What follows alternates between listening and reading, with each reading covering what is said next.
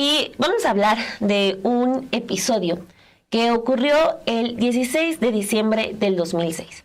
Está con nosotras aquí en el estudio la abogada Amarande Riojas. Ella es abogada y ha señalado a Gabriel Castañeda Gómez Montt y a Javier Lozano Ponzanelli como sus presuntos violadores.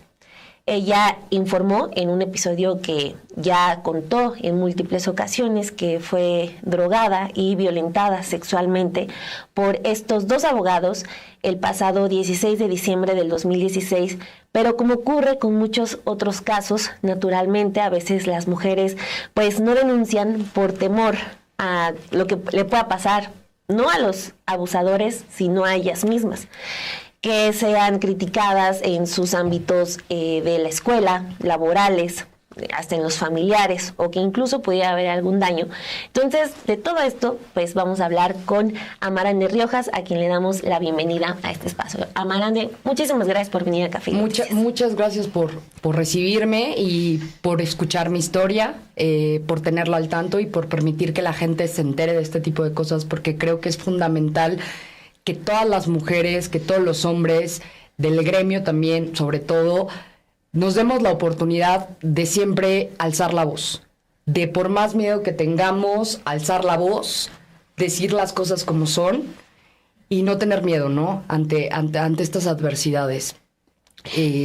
Amarande, me gustaría empezar esta plática contigo y preguntarte en qué momento se encuentra ahorita la investigación en contra de estas dos personas, de Gabriel Castañeda Gómez Montt, apellidos que ustedes muy probablemente conocen, Gómez Montt, y Javier Lozano Ponzanelli, porque son dos personajes que tienen fuerza política, que han tenido fuerza y que han demostrado en este lapso que llevas de la investigación que pueden parar algunas cosas, que pueden parar algunas investigaciones. Cuéntanos, ¿cómo fue que tú decides sí hacer esta denuncia y en qué momento te encuentras actualmente de esta investigación?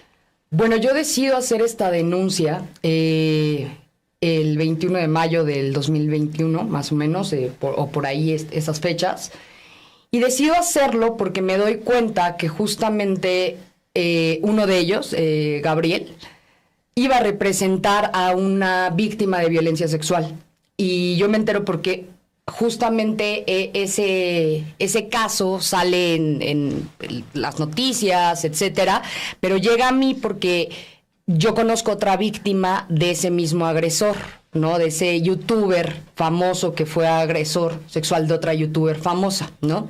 Entonces yo conocí a otra víctima de este señor, ¿no? Y cuando trato de ponernos de acuerdo para llevar una defensa en conjunto con sus abogados, me entero que Gabriel iba a representar a una mujer que había sido víctima de violencia sexual. Ahí fue donde, aparte de que yo estaba pasando por un proceso, de que estaba teniendo terapias, de que yo estaba tratando de recuperarme, ¿no? Y recuperar esa fuerza para poder denunciar.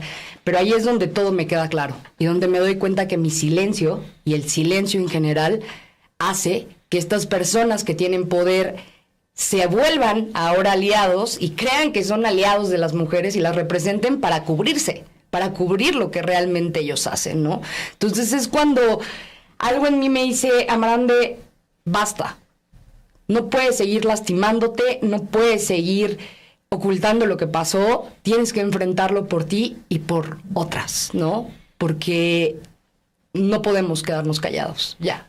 Y menos permitir esta impunidad tan grande que hay en el sistema de justicia y en el sistema penitenciario y en el sistema legal en general, que las personas que tienen dinero o poder no van a la cárcel, no les pasa absolutamente nada, y en cambio una persona que no tiene capacidad económica, probablemente esa es la gente que está en la cárcel.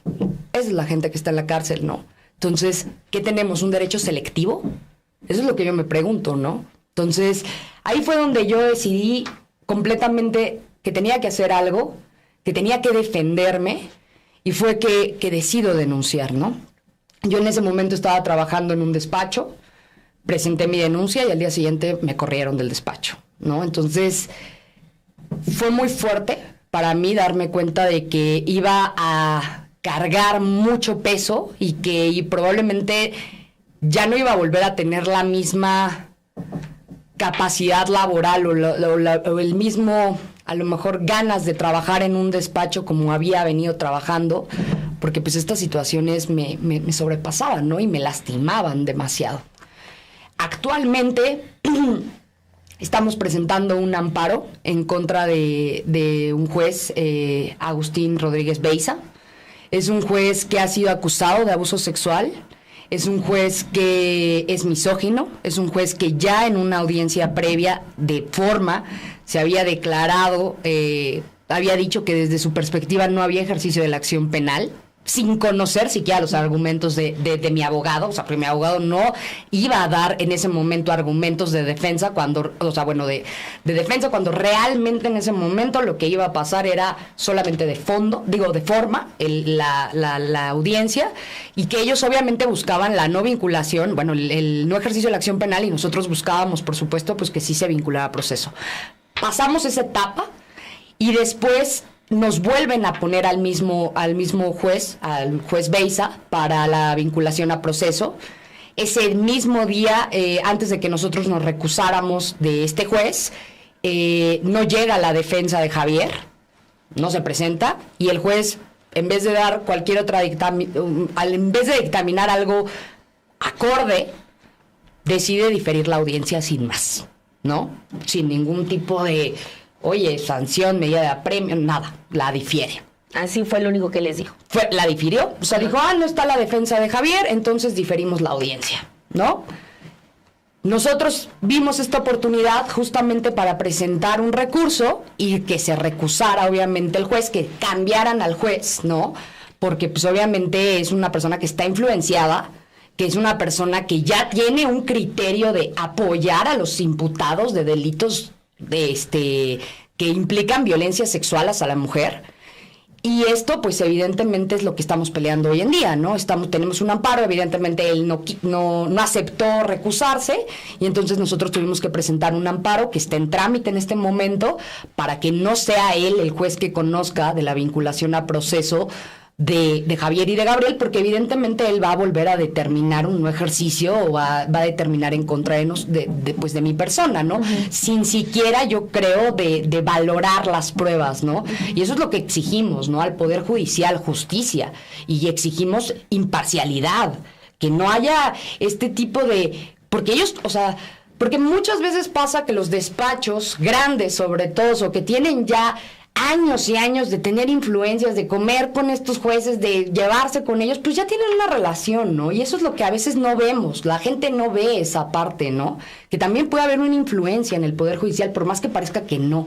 Entonces eso es lo que nosotros como sociedad tenemos que detener, ¿no? Sí, porque, tu caso no solamente es, como ya lo decía, uno de tantos, de una mujer que decide, aunque pareciera que todo le dicte lo contrario, que no denuncie, tú te animas a denunciar, pero aparte tocas estructuras que, hay que decirlo, obedecen a familias muy poderosas, con mucha influencia en sectores económicos, políticos, de los abogados, del gobierno y pues sobre todo el Poder Judicial. Estamos hablando de la familia Gómez Moth y la familia Lozano. Incluso tuvieron altos rangos hace 2 sexenios, ¿no? Claro. Cuando a mí me pasó, de hecho, cuando a mí me pasó, una de las razones por las que mucha gente me pregunta, no, oye, ¿por qué no denunciaste en su momento? ¿Por qué? Bueno, al final del día, yo todavía no era abogada. Estas personas tenían demasiado poder, justamente Javier, pues su papá estaba en una situación de poder absoluto, ¿no? En el cual yo pensé que no me iba a titular, yo pensé que me iban a mandar a matar, que me iban a mandar a no sé, secuestrar o cualquier otra cosa. Tuve un miedo terrible porque la acción fue terrible, porque el cinismo con el que a mí me llevan a un cuarto y me lastiman y me violentan sexualmente delante de tantas personas que hoy en día van a testificar a favor de ellos. ¿Por qué? Porque es una red, ¿no? Porque es una red de protección, vamos a proteger a la gente que comete ciertos delitos, porque somos poderosos, somos intocables, ¿no? Y muchas mujeres de mi gremio, sobre todo, ¿no? En todos los gremios y en todos los aspectos nos pasa a las mujeres y también a los hombres, pero yo sé que muchas mujeres abogadas no se atreven a denunciar a sus jefes de despachos, no se atreven a denunciar a sus colegas. Justamente, ¿por qué? Porque ¿qué viene después? ¿Y qué vino después para mí? Ajá. Vino el hecho de que hablaran mal de mí en la barra mexicana de abogados. Que es una represalia por atreverte a alzar la voz. Claro. Ajá. Y de extorsionadora no me bajaban, y de mentirosa no me bajaban, y de loca no me bajaban. Y seguramente en muchos grupos no me bajan de eso. Pero la realidad es que a mí no me da miedo ya. ¿Por qué? Porque le estoy haciendo más daño con mi silencio a México, a las mujeres. Y yo prefiero que pase lo que pase y lo que tenga que pasar, pero no quedarme callada. Y eso es algo que yo invito a las mujeres, a las abogadas, a que no se queden calladas. ¿Por qué? Porque ellos van a seguir ahí, sueltos, sin ninguna consecuencia. Y la que va a recibir el daño y la que se va a preguntar todos los días por qué no lo dijo, o por qué no se enfrentó, o por qué no se atrevió a denunciar, vamos a ser nosotras. Y es terrible porque te digo, yo prácticamente han amenazado a amigas, han marcado a despachos para decir que yo soy una mentirosa. En la barra mexicana de abogados decían que pues, yo estaba mintiendo, ¿no? Y ahí estoy, en la barra mexicana de abogados. ¿Por qué? Porque quiero mejorar la situación de los abogados, porque me interesa el gremio, porque me interesa México. Y por eso, sobre todo, es que yo me atrevo a hacer este llamado a las mujeres, a los hombres, que no se dejen de gente que tiene poder, ¿no? Cosas que han pasado. Yo les agradezco muchísimo que me entrevisten, que me den la oportunidad de hablar con la gente, porque, ¿saben? Me han hecho entrevistas que no suben, que bajan. De verdad. De verdad, que me dicen, oye, Amarande, ven, platícanos de tu tema. Y baja, y me dicen, oye, subieron la entrevista medio minuto, 2 horas y la bajaron. Wow. ¿Por de qué? ese tamaño es el poder. De ese tamaño ¿no? es el poder, porque claro que hay influencias, porque claro que conocen periodistas, porque claro que conocen gente y les dices, no, oye, ¿sabes qué? Tú de X periódico, baja la noticia ahorita, porque te lo está pidiendo perengano o sutano, ¿no? Estos despachos que siguen diciendo somos aliados de las mujeres y los ves en sus redes sociales diciendo sí, yo defiendo mujeres. Sí, pero haces de socio tienes un violador. Tienes 2 violadores de socios en tu despacho, ¿no? O sea, ¿cómo te vas a decir que eres una persona que apoya a las mujeres si en tu mismo grupo, ¿no? Tienes 2 violadores, ¿no? Amarande, hay varias cosas que estás tocando y que me gustaría preguntarte, porque, por ejemplo, cuando tú decides levantar la voz y cuando decides ya hacer esta denuncia, pasaron ya distintos años, ya pasó una etapa considerable, ¿no? Para que levantes la voz y te impulsa justo esto, ¿no? La cultura de la denuncia, que entre mujeres es muy lamentable que no exista, por este tipo de razones que estás mencionando y estás enlistando. Y una de ellas también tiene que ver con el Poder Judicial.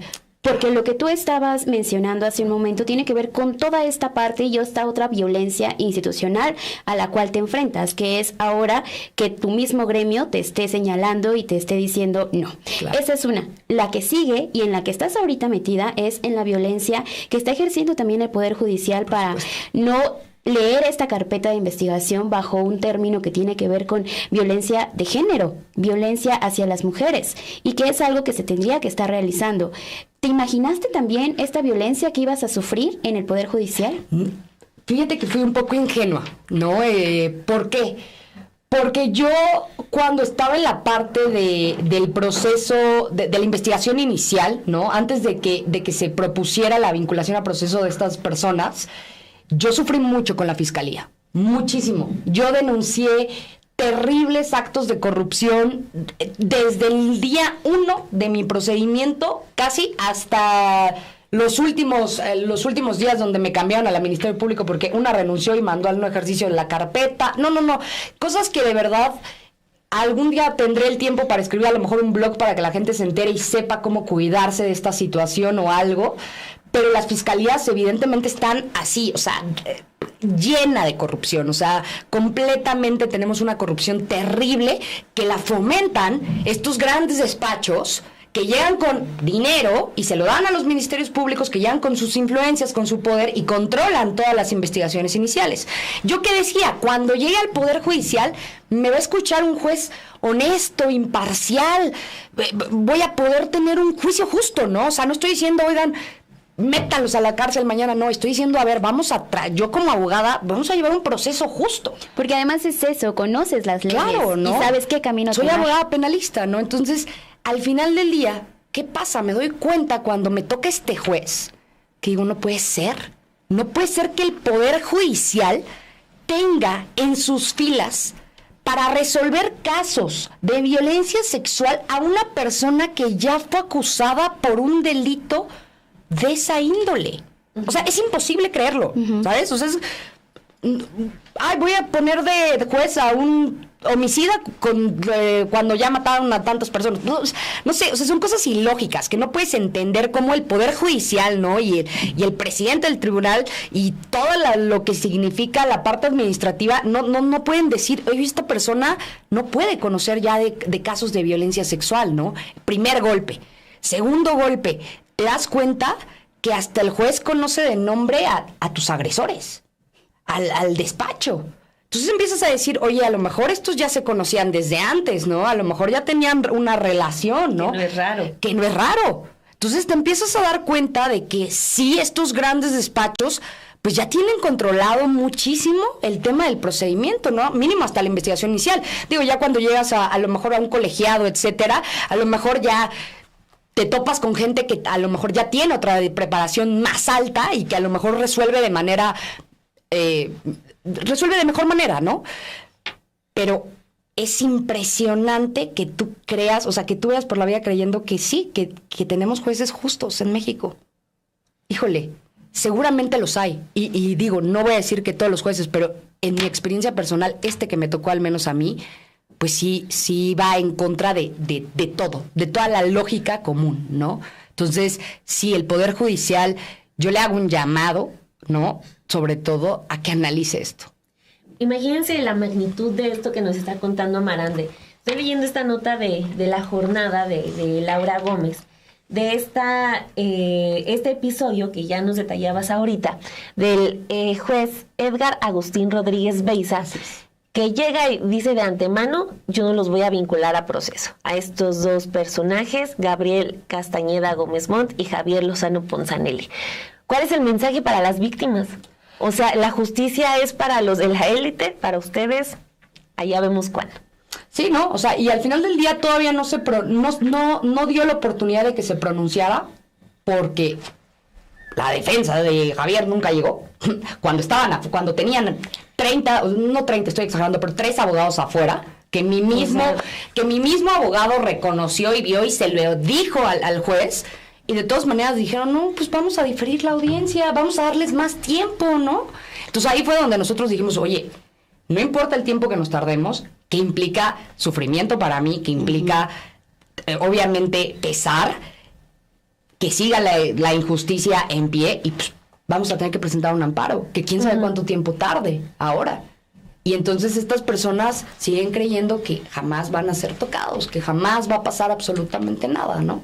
Que ellos pueden seguir haciendo y diciendo de mí lo que quieran cuando pues al final del día pues dicen yo estoy protegido por toda esta estructura, ¿no? Que está dentro de las instituciones. Y pues es el poder, al final del día, las influencias, ¿no? Y el poder de que ellos pueden seguir con su vida normal. Claro. ¿No? Sí, o sea, tú claro. tienes que batallar con comentarios en redes sociales que ahorita nos sorprendió, salen de manera automática, mágicamente. Intimidaciones mayores, menores en tu gremio, o sea, y ellos tienen ese gran privilegio de seguir con su vida. Claro, y aparte, otro tema que es del mismo, pero que es horrible, es que espera también la gente a veces que seas la víctima perfecta. Que si eres demasiado aguerrida, tal vez como yo, estás mintiendo. Que si eres una persona que no se atreve a hablar, estás mintiendo. Que si no lloraste, como dicen algunos jueces, como el mismo juez Enríquez Beiza en otro caso, porque no ha solamente resuelto mi caso así, sino que ha resuelto otros casos de violencia sexual en contra de la mujer. Y en uno de los casos le contestó en una audiencia que están grabadas y las pueden buscar, si se ponen a buscar las audiencias de este juez, le comentó, oye, pero es que no lloraste. No. Sí, bueno, sí. Oye, es que pues yo no veo que llores, ¿no? O sea, entonces, ¿qué? Las víctimas tenemos que derrumbarnos, tenemos que llorar, tenemos que mutilarnos, tenemos que suicidarnos. ¿Qué tenemos que hacer para que nos crean, no? O sea, ¿cómo tenemos que ser? Y por eso muchas mujeres no denuncian. Y por eso muchas abogadas y muchas personas no denuncian. O hombres. Oye, pues es que ¿quién no va a creer que a mí me violentaron siendo varón? Pues claro que pasa. ¿Y por qué no hablamos? Porque nosotros mismos a veces señalamos y decimos, híjole, como que no le creo. Bueno, de principio, pues hay que creerle a las víctimas. Sí. Y yo invito de verdad a las mujeres que nos están escuchando y a los hombres también, a que no se dejen de nadie. No hay un poder más grande que el que uno tiene. Y la voz de uno es la que se debe de escuchar. Entonces, eso sería como algo súper importante que yo quisiera transmitirle a la gente, que no se dejen. ¿Y qué sigue ahorita en esta investigación? Estás en la fase del amparo, estás ahorita esperando, y lo que dices, ¿no? O sea, no importa cuánto tiempo vaya a quedarme en esta parte, pero también qué sigue del otro lado, porque por una parte está esta investigación, pero por el otro lado vienen hacia ti a lo mejor también sentirte intimidada, claro, que vengan estos actos también para que traten de silenciarte, para que ya no continúes, para intimidar no solo a ti, como decías hace un momento, también a tus amigas, también a tu círculo social cercano. ¿Qué sigue en este camino, Amarandi? Pues al final del día tenemos que esperar. Yo espero que resuelvan a nuestro favor, que cambien de juez, que sería lo adecuado, que pongan una persona imparcial realmente, ¿no? Inclusive me daría hasta más tranquilidad que fuera una jueza, ¿no? O sea, la que atendiera el asunto, pero bueno, eso no lo puedo determinar yo. Al final del día, pues lo que sigue es también, dentro de mis posibilidades, tratar de apoyar a la mayor cantidad de personas que pueda yo, ¿no? Mujeres que sufran este tipo de violencia, yo seguir atendiéndolas, ¿no? Como abogada que soy ahora independiente, tengo mi despacho, es donde yo ahora me desempeño como abogada penalista, y lo que espero también es, pues, tratar de sentirme más tranquila. Desafortunadamente, hace una semana viví un acontecimiento terrible, se metieron a casa de mis papás, ¿no? Fue muy extraña la manera en la que entraron a robar a las 6 de la tarde, con cámaras alrededor, no, o sea, no sé, no me explico cómo entraron por la puerta de frente, muy intimidado, o sea, como que para intimidar demasiado, ¿no? No se robaron lo que se robaría cualquier persona, teles, no sé, iPads, no, fue directo al pasaporte de mi papá, a las cositas de mi mamá, o sea, como que estuvo muy raro realmente, ¿no? Y yo ya había en el pasado tenido esta preocupación, sobre todo por mis padres, porque ellos mismos en actuaciones del Ministerio Público presentaron mi dirección, porque yo trabajé en el despacho. Híjole. Y la dirección que tenían era la de mis padres, ¿no? Entonces, pues no lo señalo a ellos, ellos fueron los que entraron, pero bueno, sí tengo este miedo constante, ¿no? A que le puedan hacer daño a mi familia, sobre todo, o que le puedan hacer daño a mis amigos o a la gente que amo. Sin embargo, creo que a pesar de eso, ya estoy sudando, creo que no nos podemos quedar callados. O sea, vuelvo a lo mismo, ¿no? O sea, creo que estamos en un país que necesita gente valiente, que necesita gente que ponga un granito de arena. Y poner un granito de arena es denunciar. Por más que a lo mejor la investigación no llegue a ningún lado, por más que los medios de comunicación te ataquen, por más que siempre va a haber esas cosas, pero uno tiene que ser firme, ¿no? Y tratar de colaborar, de ayudar en esa parte a todos. Porque entre más denuncias haya, entre más exijamos justicia, pues más vamos a ser escuchados, ¿no? Si nos callamos, muy difícilmente vamos a lograr tener esa justicia que esperamos, ¿no? Entonces, pues es eso. Pues toda nuestra solidaridad, te agradecemos mucho que hayas venido aquí a Café y Noticias a hablarnos de un tema que pues hay mucho coraje, pero además también pues es muy complicado hablarlo, ¿no? Porque sí, es una transgresión a tu persona, que no es sencillo. Entonces, muchas gracias, esta es tu casa, cualquier cosa que necesites denunciar, aquí están estos micrófonos. Muchísimas gracias de verdad, y de verdad otra vez muchísimas gracias, porque insisto, no muchos medios de comunicación han querido tomar la noticia por lo que puede implicar, ¿no? por lo que puede implicar inclusive miedo de periodistas que sé, de que puedan recibir una demanda por parte de estos abogados, ¿no? O que puedan ser, pues sí, de alguna manera intimidados de algún tipo de forma. Entonces, esta valentía también por parte de las personas que nos entrevistan a nosotros, las víctimas, es muy importante. Ojalá continúen con este esfuerzo de darle voz a las víctimas. Y de verdad, muchísimas gracias. Oye, por cierto, acá nos están recordando en el chat. El caso llega a la mañanera. El presidente dijo que Rosa Isela Rodríguez, la secretaria de Seguridad, te iba a contactar. ¿Pasó eso? ¿No pasó? Sí me contactaron. Me contactaron de la Secretaría de Seguridad. Ya tuvimos como una plática, ¿no? Que eso es importante. Sin embargo, bueno, el procedimiento es como tiene que ser. Al final del día se tiene que resolver el amparo o el juez en su defecto tiene que recusarse, ¿no? Entonces solamente hay esta opción, ¿no? De que el juez se recuse porque se dé cuenta de que es inadecuado que él conozca del asunto y por conciencia y lógica se dé cuenta en estos meses mientras se resuelve el amparo y pues él por mutuo propio lo haga, o en su defecto que el amparo salga a mi favor, que esperemos que no salga por efectos, pero bueno, que salga a mi favor y entonces determinen el cambio de juez, ¿no? Eso sería, ¿no? Al final del día, pues ¿qué más podría hacer, no? Yo agradezco de verdad esta parte, ¿no? De que el presidente haya volteado a ver mi caso, se lo agradezco eternamente, pero al final del día hay un procedimiento, ¿no? Entonces, híjole, a veces es muy difícil poder ayudar a una víctima cuando la institución, llámese fiscalía, llámese juez,